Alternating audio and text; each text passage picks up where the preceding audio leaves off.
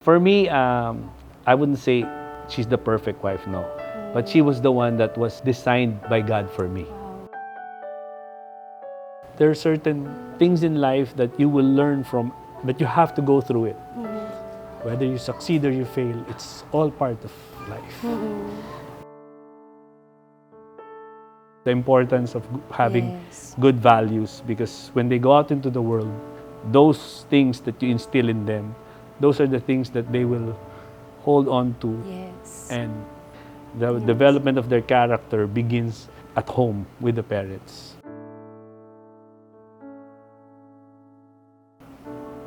Handa kang ibigay lahat para sa anak. Pati buhay mo. Na hindi ka magdadalawang isip. Naalala ko turo ng dad ko, sabi niya yun, susubo mo na lang, ibibigay mo pa sa anak.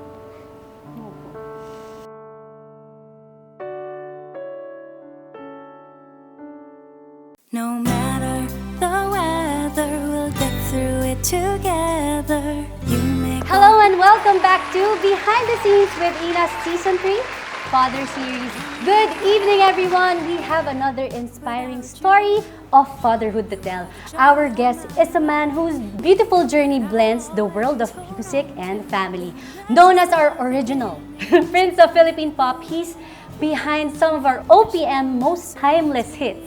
Bakit Labis Kitang Mahal, Ikaw Lamang, and To Love Again, just to name a few. Konti pa lang to sa mga hits nitong guest natin. Beyond the spotlight, he's a devoted husband to our phenomenal diva, Miss Jessa Zaragoza, a loving father to Jayda, and a man deeply rooted in his faith. Let us go behind the scenes with the one and only Mr. Dingdong Avanzado! Hello, Tito! Taas to energy. Ang ganda naman na introduction mo sa akin. Yes, naman. Natatouch ako. Tsaka napaproud ako kasi alam mo, last time na nakita kita, wala ka pang asawa. Ngayon, parang tagal na, no? Pero you've grown so much. I know. Ayan, yung kwentong hindi pa niya ako nakikita mag-asawa, mamaya matatap natin.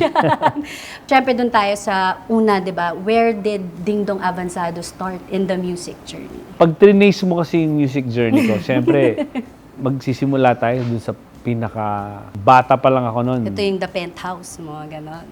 Well, if you're talking about kung saan ako unang lumabas sa TV, was Penthouse. Okay. Penthouse Live, no? Back in 1987. That was the first time I broke into the music scene as a solo artist. Okay. But yung musical journey ko talaga, if you're going to dial in, bata pa lang talaga ako, I was already exposed to music. Hindi ako pinigilan ng mga magulang ko na ma-immerse sa music. In fact, my earliest influences were mga sila Pilita Corrales, si Rico Puno, who was, yun ang unang inidolo ko talaga, si Rico J. As an entertainer. Tapos sila Haji Alejandro, those were the people, their music, Apo, they were my influences as I was growing up sa OPM side. And then, na-discover ko na I love to perform, no? And that was back when I was in Lasal. Grade school pa lang ako noon. Nasabak ako sa, yung mga, nung araw uso yung mga soiree.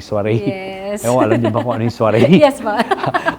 yung parang interaction yon with girls' school. Kami all boys school ako kasi Lasal. May mga iba akong classmate na alam na kumakanta ako. Biglang, sige, si Dingdong pakantahin natin. Actually, mahihain ako, pero somehow, nagkaroon ako ng confidence, na-develop yung confidence ko. Mas lalo pa nung nag-join ako ng Kundirana in high school sa Lasal. Then that's where I think I realized na, pwede kong gawing career to.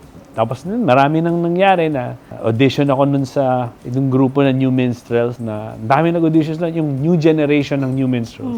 Natanggap ako, dami nag-audition siguro mga 2,000 ata nag-audition nun. Tapos 4 nang pipiliin nila, 2 boys, 2 girls. I got accepted. Pero hindi pa kami nalo-launch. I was kasi in Lasal noon, college na ako. Biglang may lumapit sa akin na discover ako na sabi, gusto mo mag-solo? That's when it was Roxanne Lapus at that time, the late Roxanne Lapus. And then the rest was history. I joined them. She was my manager first, and then yun nga, I came out sa Penthouse, and sunod-sunod na yan. Then Viva saw me, nag-start akong kumanta ng mga theme song ng movie, and then I did my own single. And then tuloy-tuloy na, 3.25 and so forth. Hanggang ngayon, di ba? Where did your love of music come from? Well, sinabi ko nga sa'yo, bata pa lang, I was already immersed. Minsan, pag iniisip ko yan, kasi my mother, sa mother side and father side ko, they're really not musicians eh. Ah, really? My mother's side, mga lawyers siya, mga politicians. My grandfather was the governor of Samar and then the congressman of Samar during the 50s, 60s, hanggang mid-80s. And then sa father side ko, mga doktor. Pero, yun nga, hindi naman nila ako pinigilan mag-double in music. Yes. The influence was just there. I mean, I just appreciated music at an early age. Kanina sa'yo, yung mga early influence ko sa OPM, si Barry Manilow was a big influence and si Michael Jackson as I was growing up. So, yung mga yon, a little bit of those kinds of music helped me form the music that I create. So, or as a performer, sila din yung mga I looked up to during that time. Eto, Tito Dingdong, bakit ba si Dingdong Avanzado ay tinatawag na kilabot ng kolehiyal? Kinikilabutan na ako pag narinig ko yan. Kinikilabutan na ako ngayon. Hindi, yung kilabot ng mga kolehiyala, hindi naman ako original niyan, si Haji yan eh. Okay. Pero Tapos, na ano ka rin po, natag ka as kilabot. kasi siguro yung market mo kagad. Kasi yung Yes. time na nung kay Tito Haji, nung 70s siya di ba? Siguro yung market niya, yung mga schools, campuses. Nung time ko, nung 80s, nauso yung mga campus tours. Pag nasa campus tour, pag pupunta ka doon, nagtitilian yung mga girls, di ba? So yun yung, akong bagong kakalabas ko, fresh out of high school, college. So siguro naging matunog yung name ko around the campuses. Kaya naging kilabot ng mga kulihala. Isa sa mga nag-coin sa akin yan, si Tita Aster. Tita Aster. Tita Aster Amoyo. Hello! Hello po. Yan. Pero yun. So, syempre, ano na yung kilabot ng mga kulihala nun? Familiar na yung tao dahil nga kay Haji. Talagang Tapos, saying na po siya. sabi ni Tita Aster, itong bagong kilabot ng kulihala. Ikaw yun. Ikaw po yung naging bagong Flavor. Ika. flavor. Your song, Ikaw Lamang, Maghintay Sa'yo, are one of the, talaga nag-top sa charts ng Philippines nung panahon, no? What was that moment like for you? Siyempre, for an aspiring singer at that time, walang substitute na marinig mo yung kanta mo na tinutugtog sa radyo. Doon pa lang ano talaga yun. Hindi ko ma-describe yung saya. Naramdaman ko yung unang narinig mo yung mga songs mo sa radyo. Yun ang sinasabi ko nga pati nga kay Jayda ngayon na how I wish na na-experience nyo yung panahon na yun. Kasi dati ang platform was just radio. Ngayon, puro na digital di ba? It's just a great feeling.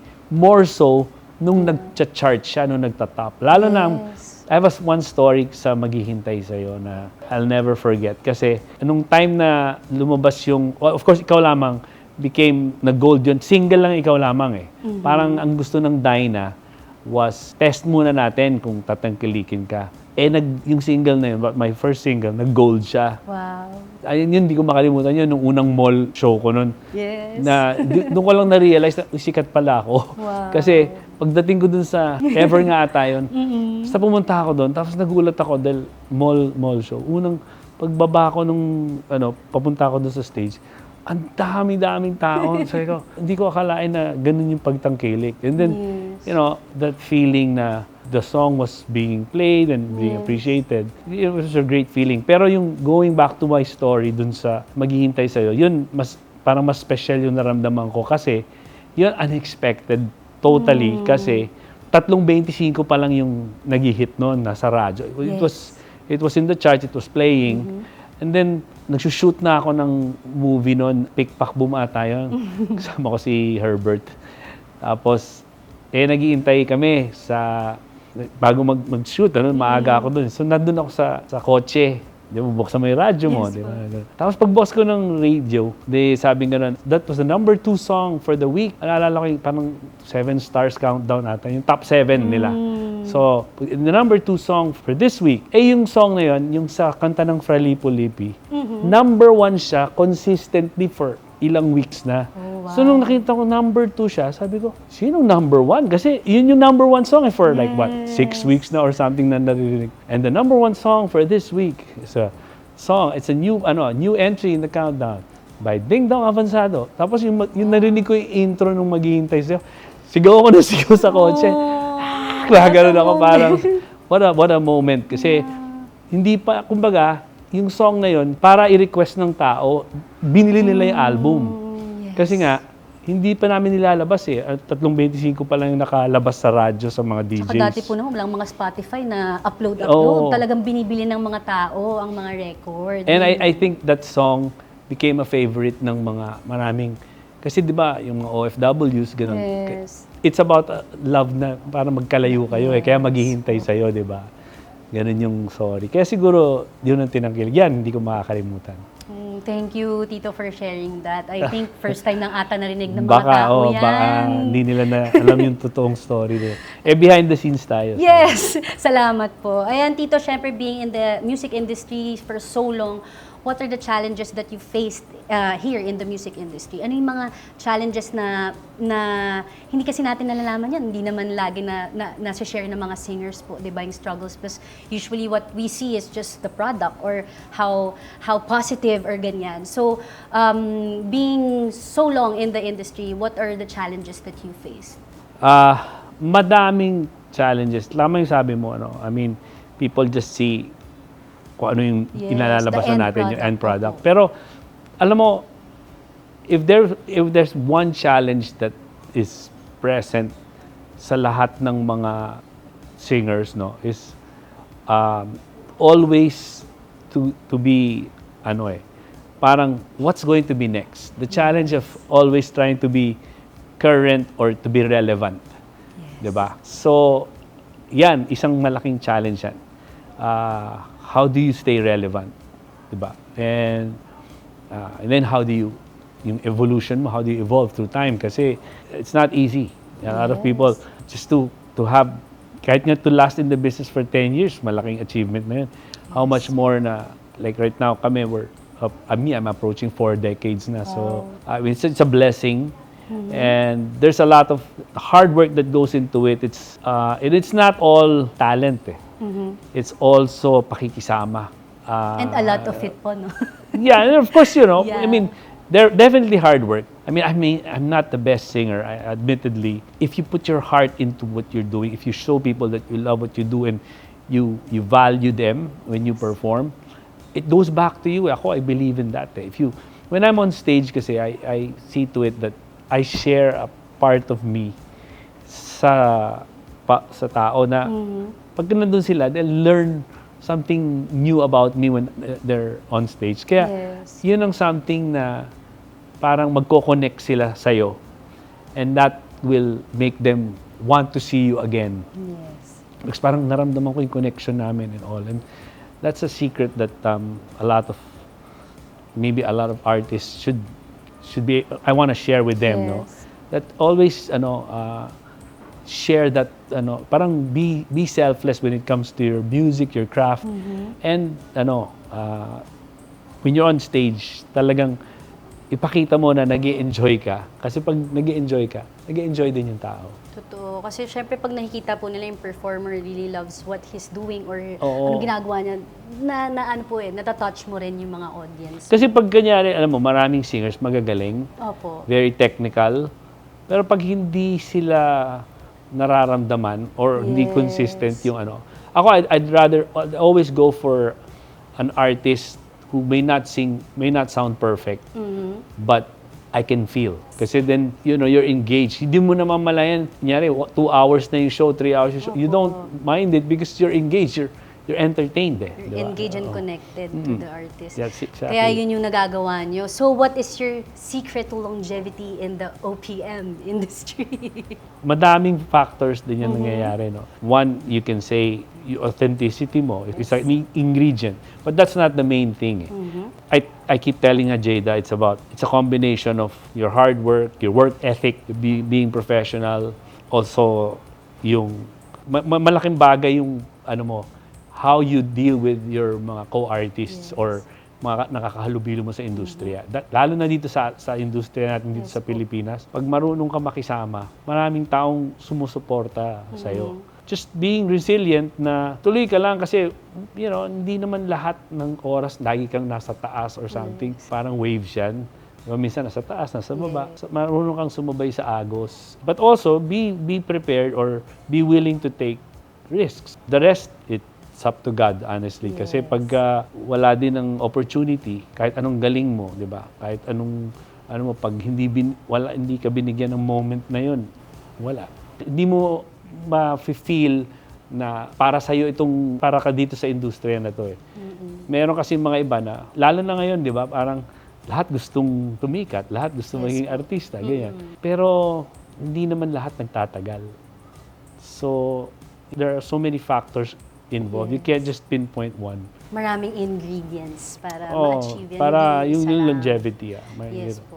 What is your message to our aspiring singers, musicians po? Yun nga, na-mention ko kanina na dapat matuto ka makisama. Huwag busuhin yung katawan mo. Diba? Marami kasi they take it for granted. Your voice is it's your instrument yan eh. Pag inabuso mo yan, paano ka, diba? So, tapos, respect lang. You learn to respect your peers. Siyempre, pinakamahalaga sa lahat. Give value to your fans. Hindi naman kailangan na to the point na parang lahat ibibigay mo sa kanila, nakakalimutan mo yung pamilya mo or sarili mo. But just show that you appreciate them. So, yan ang bigay kong advice sa kanila. Alright. Next stage, and then it's about love naman. So, syempre, Hirap naman ang topic ng love. Mahirap po to. Syempre, the Miss Jessa Zaragoza, our phenomenal diva. Gusto ko lang muna i-share, alam nyo ba, backstory lang, I started singing at the age of 8, and isa sa mga ginagaya, as in impersonate ko, was Tita Jessa. And at the age of 8, at the age of, tapusin ko muna yung kwento, sa sample talaga ako para kay Tito Dingdong. Sige. Hindi yun, at the age of 8, in-invite ako ni Mommy sa concert niya. This was in Hard Rock Cafe, Makati. And then, one segment doon, she was singing Bakit Pa. Hinatak niya ako sa stage at 8 years old and pinakanta niya ako. Tapos biglang, nung pinapakanta niya ako, umiwiyaw yung mga tao. Tapos sinabayan niya ako. So yung mukha ko noon, na kumakanta kaming dalawa, yung moment na yon sa concert ni Miss Jessa was the time na sinabi ko gusto ko maging singer. Pero until now, Tito, hindi ko pa po natutunan. Wow. Maybe soon. No, pero narinig na kita kumanta noon. Ay, talaga po. I mean, aside from that, yung kinanta mo na, yung sa sarili mo lang. Kasi nga, you were idolizing Jessa. Saka yung timbre ng boses na kuha mo nga yung bilog ng boses. Kasi talagang 7 years old pa lang. De, joke. Grabe, no? Joke lang. Bookingan na edad, When and where did you meet Miss Jessa Zaragoza? We met several times, no? Throughout our careers, no? Kasi same industry po kayo. Oo, because we're in the same industry. The first time that I bumped into her was in Octo Arts. We were both signed to Octo Arts. She was a new artist then, siguro mid-90s. I was on my way out, papasok siya kasama yung si Tita Aster. Tapos si Tita Aster, I'd like you to meet our newest artist. Yan, si Jessa. Yan, Jessa. Ay, ganun lang. That was, wala pa siya noon. Wala pang Bakit Pa noon. And then when Bakit Pa became a hit, then I remember, sabi ko, siya yung na-meet ko sa Octo Arts noon. And then, pero yung na-meet ko siya, tapos nagkaroon kami we started communicating was when I guested for her show sa Pampanga back in 2000. Yun yung pinaka-significant moment. Namin, Kasi meron pa nung before, yung sa set pa nung kay Ate Ludes noon, yung Eye to Eye ba yun? Or See-Through. Basta din sa, nakita ko siya, nag-hit na yung Bakit Pa. Nagme-makeup siya pagpasok ko. Tapos nagpakilala ko. Tapos kinongratulate ko siya. Noong time na yun, type ko na siya noon, pero hindi ako Pero masungit ka po, mga. Hindi ako masungit. Lang ako. Mahihain kasi ako. Ay, mahihain. Pero nung nagkaroon ako ng opportunity na mas lalo pa siyang makilala, was nung nag-guest ako noon. That was year 2000, January of year 2000. Rehearsals yun. Na yung show na yon hindi ko dapat gagawin. Na low and low, papasalamat ako dahil tinuloy ko. Yes. Pero kasi yung manager ko at that time, hindi ko alam, binook ako dun sa show. Hindi ko alam kung anong talent fee ko or something. Basta sabi, may show ako, tapos may rehearsal. Sabi ko, anong show to? Ganyan. Kausap ko yung handler ko. Sabi niya, hindi, may ino-on daw siya. Sabi ko, ba't di mo sinasabi? At that time, counselor ako ng Quezon City. So, syempre, may mga schedules ako. Sabi ko, dapat sinasabi. So, I was arguing, parang I didn't wanna do it. Tapos sabi ng handler ko, sabi nung, si Arnold Vigafria pa yun. Yes. Sabi ni Arnold, hindi na raw siya kukuha ng commission basta gawin mo yung show. Napasabak na po si Tito Arnold. Basta gawin ko lang daw yung show. Sabi ko, sige na nga, gagawin ko na lang. Ayun nga. Tapos, yun nga, show nga ni Jessa. Punta ako sa rehearsal. Doon ko siya, nakita ko siya. Yun, siyempre, attracted naman ako sa kanya. Pero, nagkaroon ng moment na, nag-request yung producer, magduduet daw kami. Pero siyempre nga, like, biglaan, walang... the show was in like 2 days or something. So sabi ko sa kanya, para hindi ka na mahirapan, kung ano na lang alam mong kanta, sabi ko, I'll get your number para bigay mo sa akin yung song. Yun yung start. I'll get your number. Di ba nagkaroon ng opportunity? Tapos sinawagan ko siya. Sabi ko, alam mo, nakakatawa nito. Yung usap namin, di ba, dapat yung song, di ba? Siguro mga 2 hours na kami nag-usap. Wala pa rin kayo may isip na song. Iyon na nga eh. Ang kinalabasan pa na, di kami nagtuloy mag-duet. Kasi iniintay ko sa kanya, sabi niya, papadala ko sa'yo. Wala naman siyang pinadala sa akin. Tapos hindi na natuloy. Minsan ayaw ni Jessa kasi busy na kasi siya during that time. That was the height of bakit pa eh. So wala siya. So sabi ko, kung ano lang yung song mo, aralin ko. Nung after that, kung ano na pinagkakwentuhan namin eh. Cute. So yun na po yung parang courtship. Yeah, doon na nag-start yun. Uy, marami pala kaming in common, tsaka homebody pala siya, na-discover ko. Gusto ko yun, medyo sa bahay. Kaya sumobra namang homebody ni Jessa. Pero nagustuhan ko yung, parang there was something about her that really attracted me. Parang, meron palang mukhang magkakasundo kami. Yan, the rest is history. Pero ito hindi alam ng tao, pero gusto ko yung pagka-komedyante niya. Natural siyang komedyante. Ay, talaga po. Sa bahay, if you get to know her or you hang out in the house and all. Pati si Jayda, clown niya yung mami niya eh.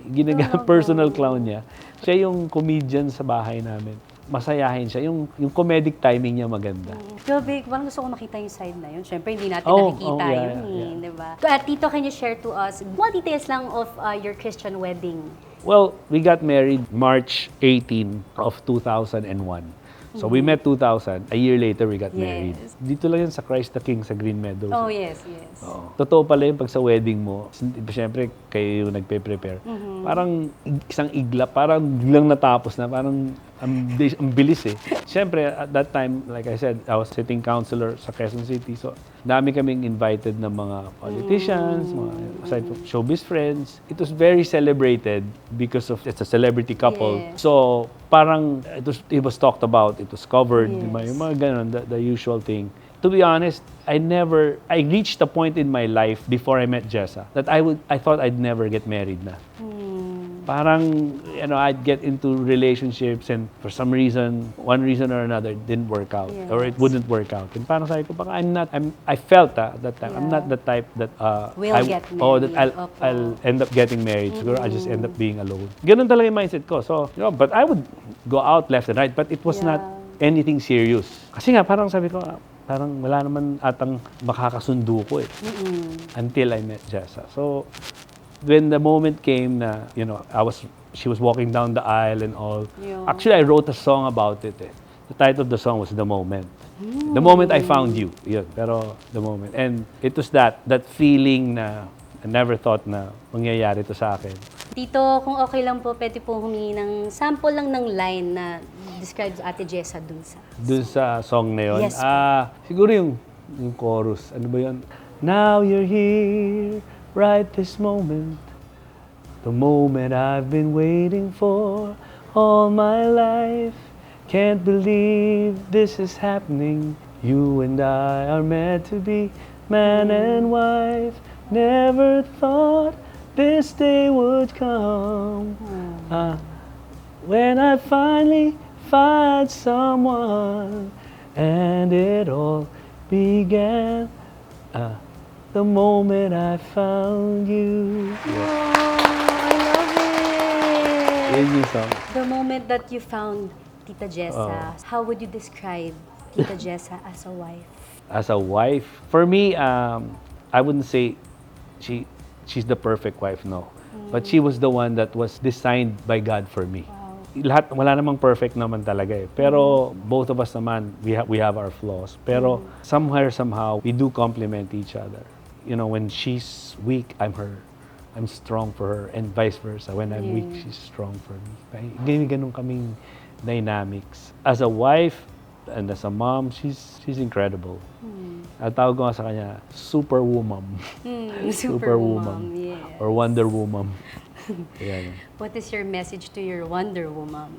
Alam naman niya na hanggat nandito ako, I'll always be there for her, and she knows that. And it's interesting because a few days ago we were just talking about how much we appreciate having each other in our lives. Ako lalo na sa kanya. I don't fail to show my appreciation for her every chance I get. Si Jayda nga minsan nagki-cringe na siya. Come on, can you guys please not be too...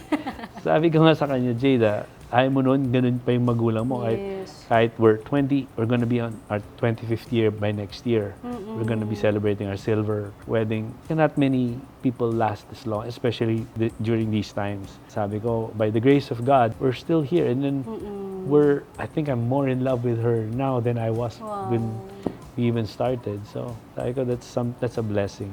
I see how you guys as a family and how you both honor each other and also Jayda. Tito. Salamat. Yan ay really po. As in talaga. Kaya po, thank you. Minsan okay din yung may nakakausap ka, especially sa generation mo, and kung meron akong mai-impart na maganda, na makaka-encourage sa inyo or sa mga viewers mo, happy na rin ako, di ba? Going to fatherhood tayo, what did you feel finding out that you were gonna be a father? Siyempre masaya ako, di ba? Si Jayda, hindi yun aksidente. Plinano talaga namin. In fact, a lot of people got surprised when Jessa and I got married because she was only 22. And at the peak of her career, siya dapat interview mo next time. Next time bakit, po. Yes po. Bakit siya nag-decide na? Alam ko naman ang reason. Yes pero po. bakit gusto niya mag-asawa at that time. And ang ano doon is, if you nahanap mo na di ba? I mean, you felt na kayong dalawa na yon. And, you know, not to say na wala kaming challenges or struggles. Ganun ang dumadaan ng mag-asawa doon. Pero ako, nung time na si Jayda, nalaman ko na magkaka-Jayda kami. So, super excited. Kasi nga, plinano namin. Ano pa nga inisip nga, saan ba made si Jayda? Binaktak niyo pa po. Oo. Ano yan made in Japan. Wow. Or made in sa US Kasi magkadikit yung trip namin So, na yun. hindi po kayo sure ngayon? Kasi after we got married, we didn't immediately go on a honeymoon. So we were both busy kasi. Yes. So we're working first. And then kaya nga Jayda was born a year and a half after we got married. So you guys were also busy with...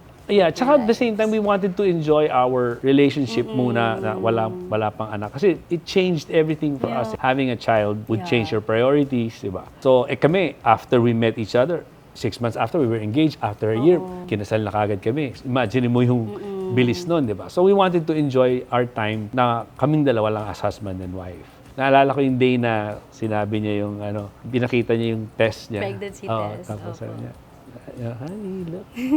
Sabi niya, we're pregnant. Sabi ko, yan. Tontuwa ako noon. Sabi, tapos nakailang try ata siya. 3 times ata niyang tinest para sigurado. Para sure na talaga. At saka I was there. The journey, I was always there because I was yung mga visits niya, di ba? Yung Check-ups, sa ultrasound, yes, lahat. I was, if I'm mistaken, almost all her visits sa doctor, I was present. I mean, I can say I'm a present dad. Oh, yes. Kay Jayda from day one until to this day. I think I would like to Pero syempre malaki na si Jayda. Babae na siya. So I'm not as present as I want to be because may sarili na rin siyang lifestyle ganun. Pero I'm proud na yung mga significant moments sa buhay ni Jayda, I was present. If meron ka pong one lesson as a parent na natutunan mo through Jayda, ano po yun? Na handa kang ibigay lahat para sa anak. Pati buhay mo. Na hindi ka dadalawang isip. Kasi I remember, there was one time that, spontaneous lang to na it was a birthday party. We were in the States, we were living in the US.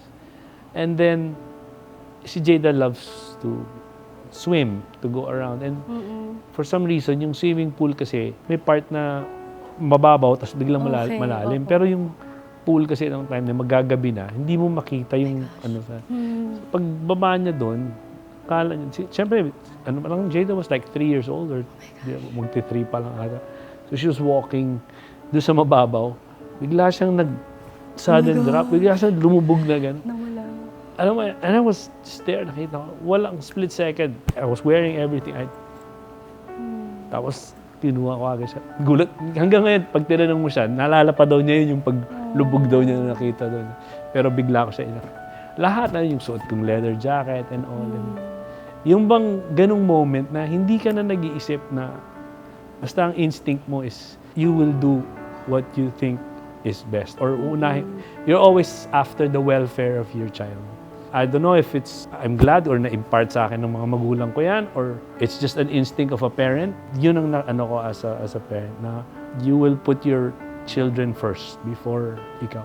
Naalala ko turo ng dad ko, sabi niya yun, susubo mo na lang, ibibigay mo pa sa anak. So, what is your message for Jayda? Siguro masasabi ko yung lahat naman will have to go through their own battles. They have to go through their own journey. And, there are certain things in life that you will learn from, but you have to go through it. Whether you succeed or you fail, it's all part of life.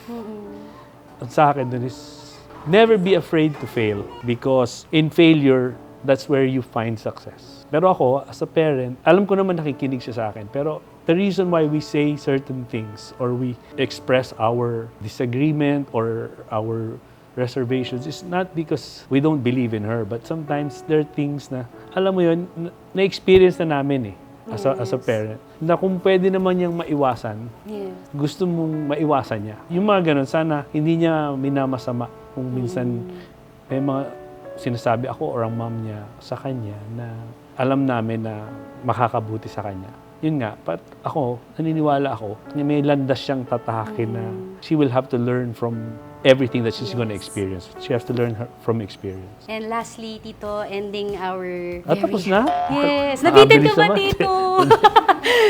And the message to our fellow fathers. Pero hindi to Father's Day, di ba? Hindi ba? Father's Day series. We all, ang mga tatay, iba-iba naman tayo ng experiences as a dad. Would you say, iba-iba circumstances natin, di ba? I'm not here to judge or anything kung ano yung pinagdadaanan nyo. There's no such thing as a perfect dad also. But I think it's just a matter of learning to value the time that you spend with your children. Every moment is valuable, is precious. Kahit sandali lang yan, kahit minsan sa telepono lang. I-value nyo yun, i-savor nyo yun. Kasi lalo na pag yung mga bata, if you're a father na may mga bata kayo, cherish every moment. Because sa isang iglap, bilang iba na yan. Kids, they grow up so fast and try as much as possible to be present in their lives and teach them the core values, the importance of having good values, because when they go out into the world, those things that you instill in them, those are the things that they will hold on to. And that's what they are going to show sa mga tao pag kung anong klaseng tao magiging sila. The development of their character begins at home with the parents. So, importante yung role ng tatay, how we should function the way God designed a father and a man to be. Be that for your children. Thank you. Super beautiful, Tito. Super thank you, Tito. Alam mo, hindi ko in-expect na magiging ganito ka, hindi na ako makapagsalita. Kasi ang sarap makinig. We have a segment called Dad Versation. So if you have a song that would sum up your life today, what would that be? My life today? Yes. A song. Sa dami ng kanta. Oo nga, sa dami ng alam na kanta, mahirap. Hindi, sum up my life. Because I just finished my doing my birthday concert recently. Opo. So doon ako lang babase. Kasi nung when I was doing the repertoire, syempre, I picked all the songs and all, but I wanna end on a happy note. Ayoko nang paiyakin pa kayo. Pero yung song na naisip ko yung More Today Than Yesterday. Pwede po last sample po. Ah, Sorry po, napadami po tawag yung dito, sample. I love you more today than yesterday, but not as much as tomorrow.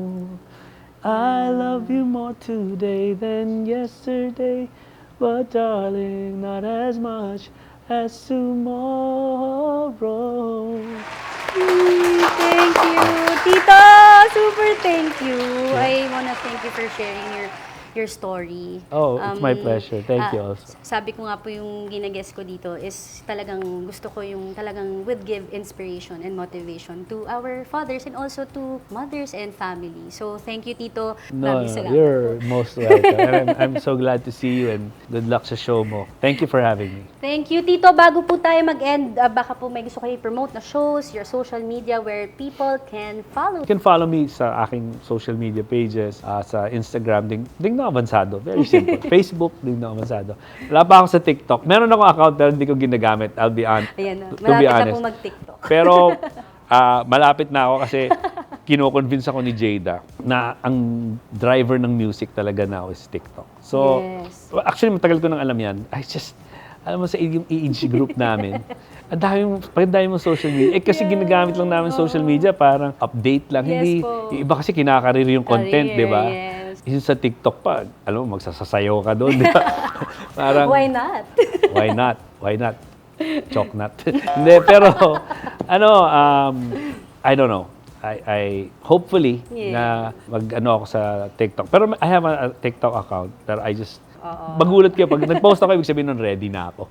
Ayun. Yeah. Abangan natin yung TikTok ni Tito Dingdong. Again, Yeah. sobrang thank you, Tito. So, another meaningful episode full of wisdom kasama si Tito Dingdong Avanzado. Tito Dingdong's story reminds us that with commitment and perseverance, love and family can thrive. Today, we would like to thank our following sponsors for making this episode possible. Thank you to Meats and Deli Cafe at the Grove, Rockwell, ang ating venue, and for our food. Turnkey studio for my glam team sa aming hair and makeup. Dito rin po located at the Grove by Rockwell, second floor. And syempre sa mga sponsors natin, maraming salamat po Oswald Carbonell Life Insurance for 100,000 worth accidental insurance for all our guests.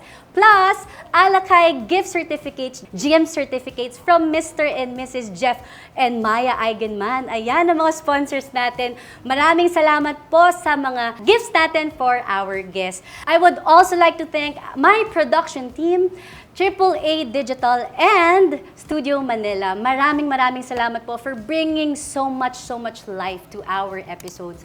Again, maraming salamat po sa lahat ng nanood sa amin. Sana po marami kayong natutunan. This has been Ynna Asistio Carbonell, your host, because there's always a story behind the scenes. Goodbye. See you next time. We celebrate you, your light and laughter. We celebrate you through every chapter. We celebrate you. Hailing from one of the Philippine showbiz most iconic families, was once our favorite mixed VJ early 2000s, this actor stepped into fatherhood with quite strength and full heart. Who's this legacy dad? I believe that it really all starts within you. Yep. Na you can do something better about yourself and everything else will follow. She puts me in my place. You and me, this is our family. So whoever you are, doesn't matter who you are, basta kailangan provide sa pamilya mo. You learn a lot being married. It's something that I don't think you can really prepare for. Kahit na anong that's basa true. mo, or kahit na anong gawin mo to prepare for it, I think it's when it's there, yung hands-on na nangyayari na, that's where you learn the most. It's hard having kids. It's hard raising kids, and especially the way that happened, yung sa kanila and all that, and how my family is. So there are a lot of learnings, madaming hinanakit na, daming pointing fingers, daming panisisihin. Seeing them discover the world through their eyes, na tas kasama ka, discovering that with them. So yung enthusiasm nila when that happens, the glow in their eyes, The way they react, sobrang nakakaiyak talaga.